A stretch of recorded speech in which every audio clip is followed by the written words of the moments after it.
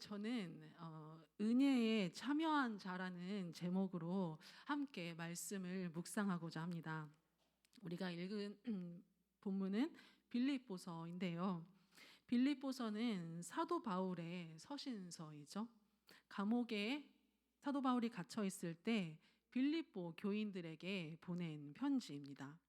여러 서신서들을 통해서 또 사도행전을 통해서 우리가 알 수 있듯이 사도 바울은 복음에 굉장히 헌신한 사람이었고 복음에 올인하며 전념한 사람이었습니다. 우리가 은혜라는 단어를 굉장히 많이 사용합니다. 우리 저기 장은혜 선생님도 앉아 계시고, 그리고 아까 우리 함께 찬양했던 은혜라는 찬양도 있잖아요. 우리가 각자의 경험을 다 담아서 은혜라는 단어를 설명을 해볼 수가 있는데, 은혜를 한마디로 우리가 이야기를 해야 한다면 여러분께서는 무엇이라고 하실 수 있으십니까? 선물. 예, 맞습니다. 고맙습니다. 선물로 이렇게 주시는 것이고, 또 다른 의견 없으신지요? 네? 축복 맞습니다. 축복이기도 하죠. 네. 우리의 힘으로 도저히 할 수 없는 그런 상황 가운데서 하나님이 선물로 주시는 것이고, 또 그 상황 가운데서 하나님이 복을 내려 주시는 그런 것들을 우리는 은혜라고 이야기합니다. 우리의 영역을 넘어서는 일이기 때문인 것이죠. 그래서 은혜 받은 내용들, 경험들을 가지고 각자 하나님께 감사의 찬송 올려드리면서 간증을 합니다. 오늘 우리가 함께 찬양했던 그 은혜라는 찬양에서도 가사를 보면 내가 누려오고 지나왔던 모든 시간들이, 또 걸을 수 있고 숨 쉴 수 있는 그 모든 것들이 은혜라고 하고, 또 아침에 해가 뜨고 사계절의 변화, 이 모든 것들이 우리에게는 다 은혜다라고 찬양의 가사에서 고백이 되어 있죠. 그리고 더 나아가서 하나님의 자녀로 살아갈 수 있고 또 복음을 전할 수 있는 것이 우리에게는 은혜이다라고 그 가사가 고백을 하고 있습니다. 여기서 더 나아가서 우리 오늘 본문의 그 주인공이었던 사도 바울은 오직 복음에 전념하고 헌신한 이 사도 바울은 보다 더 높은 고상한 차원에서 은혜를 말하고 있는 것 같습니다. 사도 바울은 복음의 관점에서 더 깊은 은혜를 설명하고 있으면, 그 복음을 전하는 일에 참여한 자들을 향해서 은혜에 참여한 자들이다라고 더 확장시켜서 설명을 하고 있습니다. 여기서 복음을 전하는 일에 참여한 자들은 누구이고, 또 은혜에 참여한 자로 인정받는 그 사람들은 누구일까요? 바로 우리가 읽진 않았지만 1절, 2절에 등장했던 빌립보 교회의 감독, 집사님들, 그리고 교회 성도님들을 말합니다. 우리 다 같이 3절에서 5절을 읽어보겠습니다. 시작. 내가 너희를 생각할 때마다 나의 하나님께 감사하며 간구할 때마다 너희 무리를 위하여 기쁨으로 항상 간구함은 너희가 첫날부터 이제까지 복음을 위한 일에 참여하고 있기 때문이라. 아멘. 복음을 위한 일에 참여를 한다는 것. 참여라는 이 단어는요, 여기서 서로 간에 동역하면서 그 부족한 부분을 채워주며 그렇게 교제하며 나누는 것을 의미합니다. 다시 말해서 복음을 위한 일에 참여하는 자는 바로 바울의 동역자들을 말하고 있는 것입니다. 복음의 동역자, 복음의 협력자들을 말하는 것이고, 또 빌립보 교회 안에 이러한 사람들이 많았다라는 것이죠. 감독, 집사, 성도들 가운데 함께 복음을 위해서 달려가는 사람들이 있었다라는 것입니다. 특히 감독, 집사, 직분을 이렇게 말하는 것은 어떤 조직이나 권위를 질서 있게 세우려는 그런 의미에서 말하는 것이 아니라, 바울이나 감독이나 집사나 모두 다 복음을 위한 일에 참여하는, 함께 나누고 교제하는 그리스도의 다 같은 동역자라는 것이라고 우리가 이해하면 되겠습니다. 그러니 서로가 서로 위에 군림하는 것이 아니라 함께 복음을 위해서 나란히 길을 걸어간다고 생각하면 되겠습니다. 이들은 자신들의 가진 것을 함께 복음을 위해 나누는 것을 서슴지 않았습니다. 예수 그리스도께서 왕이 되시고 그분이 우리를 위해 십자가에서 죽으시고 또 3일 만에 다시 살아나셨으며 죽은 자를 살리시고 우리에게 새 생명을 주시는 분이심을 전하는 그 일을 위해 헌신과 수고를 마다하지 않는 믿음의 나눔, 동역의 교제를 하고 있었던 것입니다. 이 빌립보 교회가 언제 세워졌는지 다 아시죠? 그 사도행전 16장에서 우리가 예전에 다 읽어보셨을 것입니다. 성령의 인도하심을 받아 바울의 계획은 원래 이 계획이 아니었었는데 성령께서 시작하셔서 성령께서 인도하셔서 그 빌립보라는 곳에 바울이 도착을 하게 되었고 거기서 또 자색 옷감 장사 루디아의 마음을 성령께서 열어주셔서 그 루디아의 가정에서부터 복음이 시작되었던 곳이죠. 그리고 유럽 복음의 전파에 처음 시작이 된 곳입니다. 이 빌립보 교회라는 곳을 통해서 폭발적으로 복음이 확장되는 반면 그만큼 또 따르는 박해도 있었고 또 박해가 있었던 만큼 또 하나님께서 베푸시는 역사 또한 많았던 곳이기도 합니다. 복음의 첫 시작을 하나님께서 이렇게 시작을 하셨고 또한 그 과정 가운데 여러 가지 많은 일들이 있었지만 그 가운데서 빌립보 교회는 바울의 동역자이면서 하나님의 동역자인 직분자들과 성도님들의 그 믿음이 더욱 자라감에 따라 바울의 마음이 기쁨으로 가득할 수 있도록 돕는 그런 교회였다라는 것입니다. 사도 바울은 지금 현재 처한 상황이 감옥에 구금되어 있는 굉장히 곤란한 상황이었습니다. 하지만 이 빌립보 교회의 이 집사님들을 위하여서 이 모든 성도들이 많은 성도들이 긴급한 것들을 바울에게 가장 필요한 것이 무엇인지를 생각하고 가늠하여서 그것들을 계속 채워갈 수 있도록 도와주었습니다. 신실하게 자신을 도와주면서 자신의 것을 아끼지 않고 나누는 빌립보 교회를 생각할수록 이 사도 바울의 마음에는 감사가 커져갔고 이 감사가 더 커져가면서 기도로 확대되어 간다는 것을 알 수 있습니다. 내가 너희를 생각할 때마다 나의 하나님께 감사한다라고 이렇게 편지에 쓰고 있죠. 그리고 그 감사가 그들을 위한 간구, 기도로 확장되었습니다. 여기서 간구란 무엇이 부족한지를 잘 알 수 있는 그런 통찰이 있고 가늠할 수 있는 그 지식이 있고 또 그것들을 하나님께서 채워주실 수 있도록 그렇게 기도한다라는 것입니다. 그런데 이 간구는 바울에게 자신의 것을 나누어 바울을 도울 수 있는 그 능력이 되었고 또 바울 역시도 빌립보 교회에 가장 필요한 하나님의 말씀, 겉면의 말씀을 그렇게 편지로 전할 수 있도록 하나님께 지혜를 구한다라는 것으로 간구를 이해할 수 있습니다. 그만큼 이 사도 바울과 빌립보 교인들 그리고 이 집사의 직분자들이 서로 복음의 동역자가 되어서 복음 전파하는 일에 함께 참여한 것을 우리가 알 수 있습니다. 이 사도 바울과 빌립보 교회의 성도들과 이런 동역의 관계는 정말 너무나도 부러운 관계인 것 같습니다.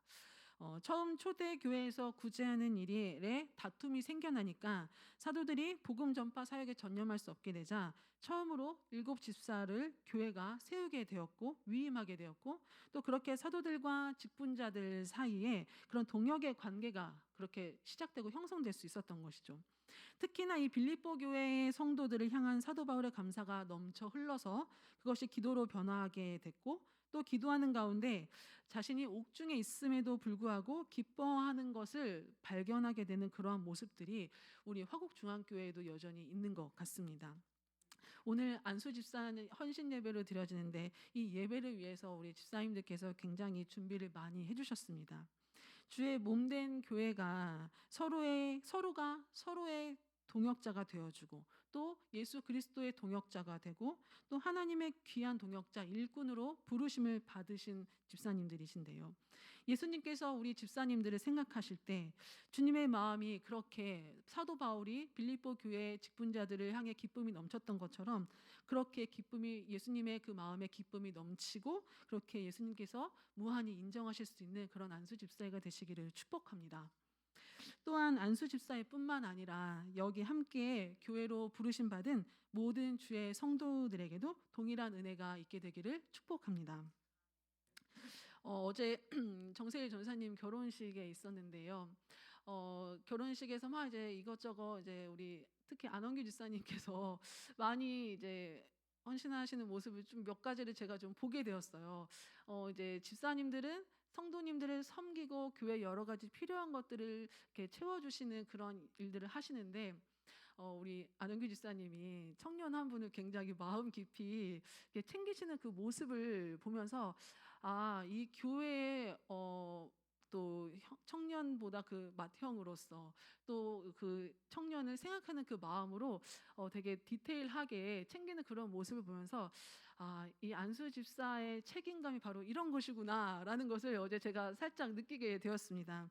뿐만 아니라 또 우리 여러 가지 일들로 우리 집사님들이 헌신하고 계시는데 뭐 한 가지 담임 목사님께서 이렇게 일을 주시면 굉장히 일사불란하게 움직이시는 모습들을 제가 여기 교회에서 보게 된 것 같아요.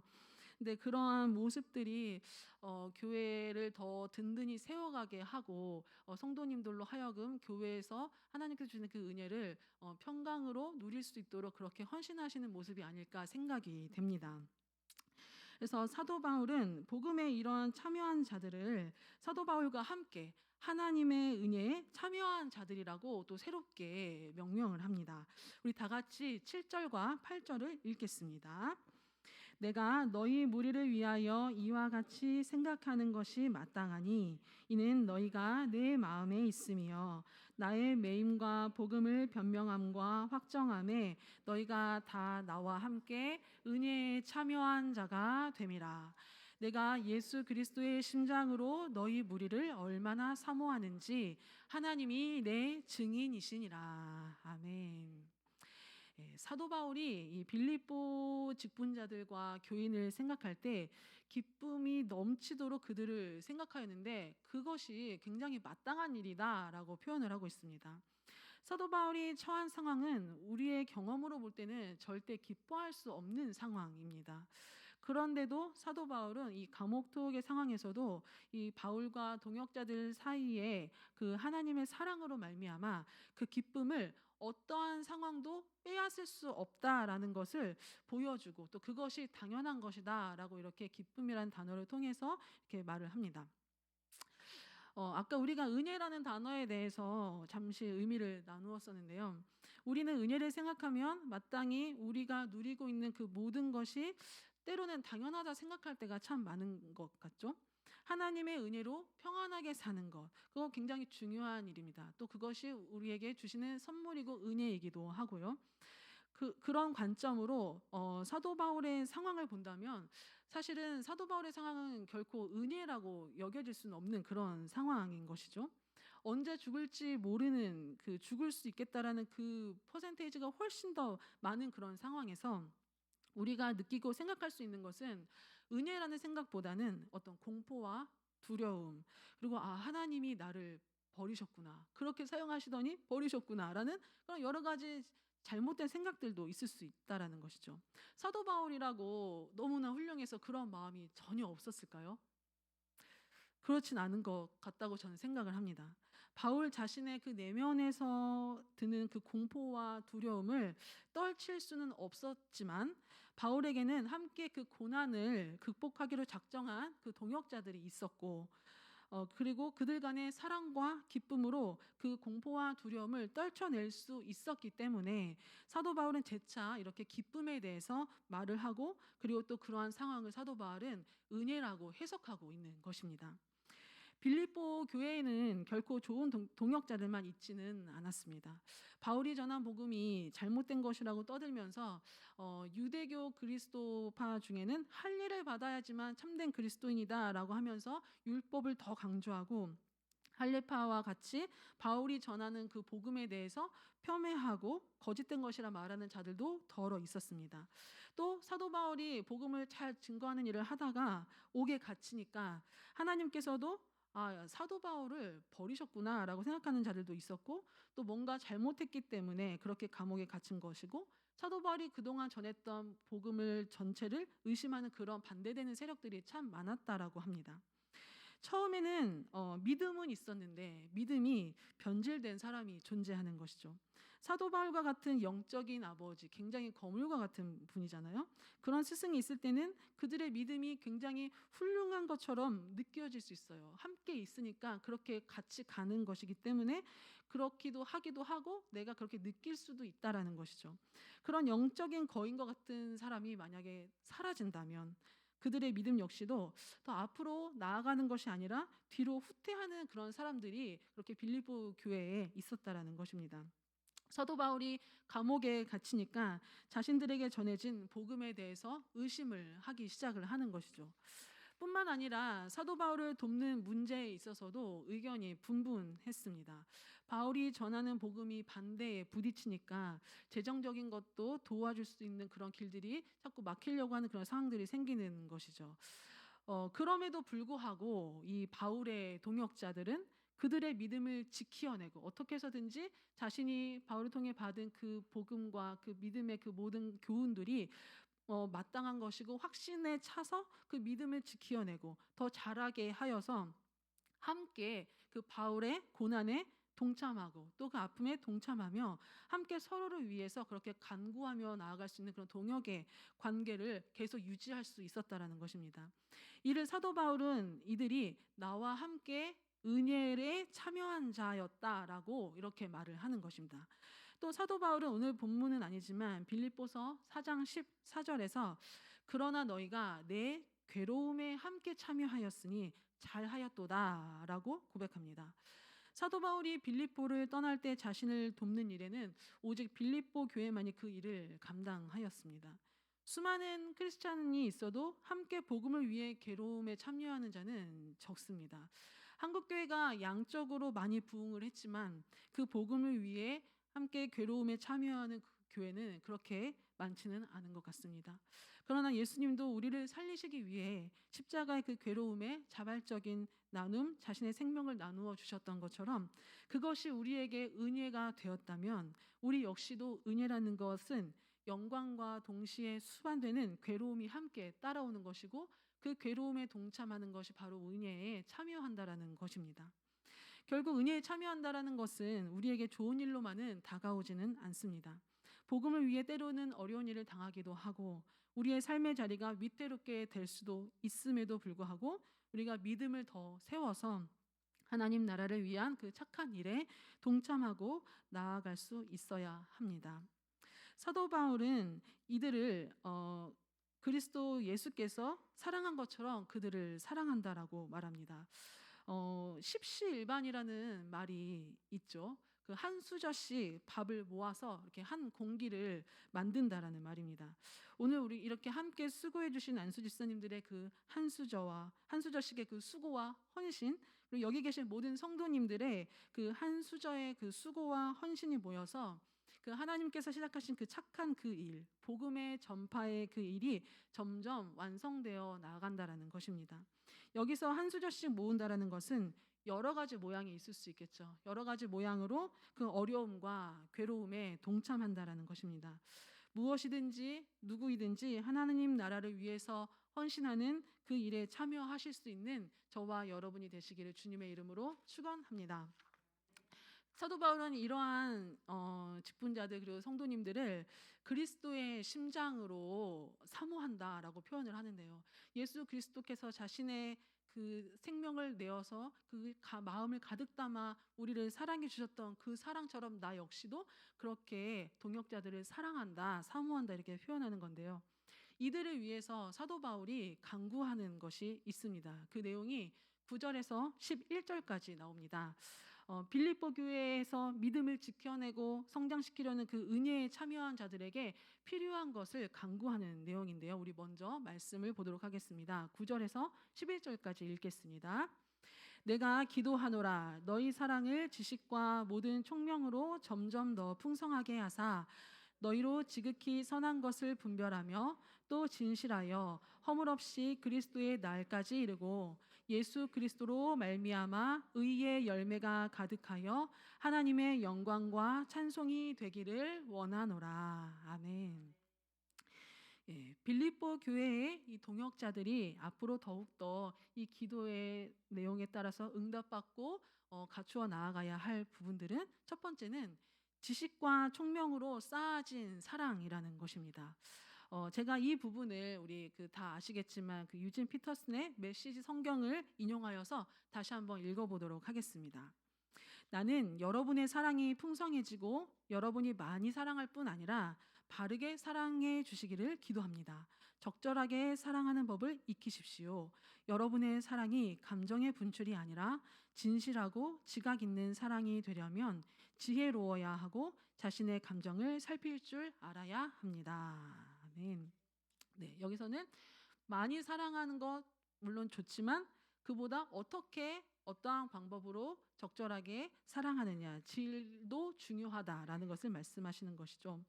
우리가 사랑이라는 것이 마음의 감정을 따라서 자유롭게 내 감정 따라 분출되는 것이 아니라 예수 그리스도께서 우리에게 베푸신 그 사랑을 따라서 상황을 두루 볼 수 있는 눈, 예수 그리스도의 마음으로 상황들을 해석하고 그 사랑을 더욱 풍성하게 할 수 있다라는 것입니다. 삶의 구체적인 정황 가운데서 사랑이 흘러가야 하고 또 그 상황에 어떻게 가장 적합하게 그 사랑의 헌신을 내가 할 수 있을까 고민할 때 그 사랑이 더욱더 깊어지고 넓어진다라는 것입니다. 이것은 우리가 감정에 따라 생기는 것이 아니라 우리에게 전해지는 그 하나님의 말씀을 듣고 그 말씀 안에서 그것에 반응함으로써 하나님께서 주시는 그 지혜와 분별력으로 그 참 사랑을 이루어갈 수 있다라는 것입니다. 세상의 방식으로 목적 없이 행하는 것이 아니라 하나님 나라의 방식으로 하나님 나라의 원리를 따라서 상대의 부족함이 무엇인지를 깊이 들여다보고 알아가며 또 그를 향한 하나님의 채우심이 어떠한 마음을 품고 원하고 계시는지를 함께 기도함으로써 가장 최선의 섬김을 할 수 있을 때 그것이 이루어질 수 있다라는 것입니다. 진리 앞에서 망설이지 않고 자신의 것을 나누어 줄 수 있는 그 최선의 섬김이 우리 화곡중앙교회에 있게 되기를 축원합니다. 진정으로 가치 있는 일이 무엇인지 하나님께서 주시는 그 지식과 총명으로 분별하여 그것에 헌신할 수 있는 그런 저와 여러분 되시기를 축원합니다. 둘째로 사도 바울이 빌립보 교인들을 위해 강구하는 것은 지극히 선한 것을 분별할 줄 아는 데까지 나아가는 모습입니다. 삶의 목표와 방향성이 가장 좋은 것이 무엇인지를 아는 데 있습니다. 흠 없고 순결하게 그리스도께서 다시 오시는 그날까지 그렇게 사는 삶을 말하는 것이죠. 우리가 믿는 예수 그리스도께서 감당하신 사랑이 얼마나 넓고 깊고 높은지 나타내려면 우리의 삶 역시도 그렇게 신중하면서도 모범이 될 만한 그런 분별력이 있는 삶이 되어야 한다는 것입니다. 사도 바울은 이에 대해서 4장 8절에서 이렇게 말씀을 또 하시는데요. 무엇에든지 참되며 무엇에든지 경건하며 무엇에든지 옳으며 무엇에든지 정결하며 무엇에든지 사랑받을 만하며 무엇에든지 칭찬받을 만하며 무슨 덕이 있든지 무슨 기림이 있든지 이것들을 생각하라 말씀하십니다. 우리가 세상의 것으로 복음이 혼잡해지고 희석되게 하는 것이 아니라 더 모호해진 어떤 복음의 기준이 어쩔 수 없는 그런 시대적인 상황이 우리를 둘러싸고 있다 할지라도 그 가운데서 믿음을 더 굳건하게 세워서 삶의 목표와 방향성이 오직 예수 그리스도가 누구이신가를 드러내는데 분별력이 있는 그런 삶이 되어야 할 줄로 믿습니다. 순결하고 바른 가치관을 가진 사람들이 세상에서는 어리석다라고 말합니다. 그리고 하나님이 기뻐하시는 일보다 너 자신을 중요하게 생각하고 너가 기뻐하는 일을 하라고 말을 합니다. 그리고 이를 위해 효율성을 따지면서 약삭 빠르고 이기적으로 경쟁에서 이기는 것이 더 현명하다라고 세상에서는 말하죠. 그러나 이것은 지극히 선한 것을 분별하기를 바라시는 하나님 나라의 원리가 아니죠. 하나님은 효율보다는 정직함을 원하시고 또 속도보다는 바른 방향을 원하시는 것입니다. 혼탁해지고 복음이 가려진 세대 속에서 더욱더 빛이 나려면 지극히 선한 것을 분별하는 것 바로 정직한 것입니다. 그런 저와 여러분이 되시기를 주님의 이름으로 축원합니다. 또 세 번째로 의로운 삶의 열매를 맺는 것입니다. 의로운 삶, 여기서 의롭다라는 것은 하나님과의 관계가 어떠한지를 잘 설명해 주는 것이죠. 하나님께서 우리에게 그의 의로움을 보이사 예수 그리스도를 통해서 우리가 죄사함을 받고 하나님의 자녀로서 거듭나게 되었다라는 것입니다. 그런 하나님과의 바른 관계 속에서 우리의 삶의 행위가 바로 의로운 삶의 열매라는 것입니다. 좋은 나무는 좋은 열매를 맺겠죠. 또 나쁜 나무는 나쁜 열매를 맺습니다. 근데 이 열매는 자기가 맺는 것이 아니라 나무를 통해 영양분을 공급받아 스스로 열매는 열리게 된다라는 것입니다. 우리가 하나님 안에 예수 그리스도의 그 의로운 관계 안에 심기어져 있기만 하면 열매가 열릴 수밖에 없다라는 것이죠. 이것은 앞서 말한 그 두 가지를 잘 녹여낸 사람에게 하나님께서 주시는 의의 선물인 것입니다. 하나님께서 그러한 그들의 삶에 하나님의 열매로 응답해 주시는데요. 심한 반대의 세력, 여러 가지 삶에 녹록지 않은 상황 가운데서도 하나님을 향한 믿음을 잃지 않는 바울의 동역자들에게 또 이 바울이 전한 복음이 유럽 여러 지역으로 퍼져나가게 되었는데, 이러한 복음의 전파가 이들에게 하나님께서는 열매로, 의의 열매로 주셨고, 또 결국 빌립보 성도들은 지금까지 이렇게 말씀에서 읽혀지는 바 하나님의 귀한 영광과 찬송이 되었습니다. 바울이 빌립보 집사들과 성도들을 향한 이 기도가 오늘 이 자리에 있는 모든 분들을 위한 기도가 되기를 소망합니다. 그리고 그 기도가 우리 모두의 삶에서, 그리고 우리 화곡중앙교회에서 온전히 이루어질 수 있게 되기를 축원합니다. 하나님께서 이 빌립보 지역에 착한 일, 즉 복음을 전파하게 하셨고, 또 그 일이 완성되는 그 날까지 그 과정이, 그 중간에 그 과정이 고난과 고통의 시간이고, 또 세상이 우리들의 믿음을 흔들어 버리는 그러한 시간일지라도 그것을 사도 바울은 한 차원 더 높은 의미로 해석하는 바 은혜라고 말하였습니다. 세상은 그런 우리를 어리석고 우리가 믿는 복음이 잘못된 것이고 거짓된 것이라 말할지라도 그리스도의 심장으로 예수 그리스도의 그 마음을 담아서 우리는 그것을 은혜라고 해석할 수 있습니다. 하나님께서 인정하시고 하나님의 기쁨의 면류관이 바로 우리라고 말씀하시고 인정하시는 그날까지 하나님께서 그 일을 이루시고 완성하신다는 사실을 믿으시기 바랍니다. 주님 오시는 그날까지 우리 모두가 다 은혜에 참여하는 우리 모두 되시기를 주님의 이름으로 축원합니다. 함께 기도하겠습니다. 사랑하는 주님, 감사합니다. 오늘 우리에게 말씀 주시고 또 우리 안수 집사의 헌신 예배를 통하여서 우리가 더 어떻게 하나님 나라를 위해 또 교회를 통하여 헌신하며 나아갈 것인가 가르쳐 주시니 감사합니다.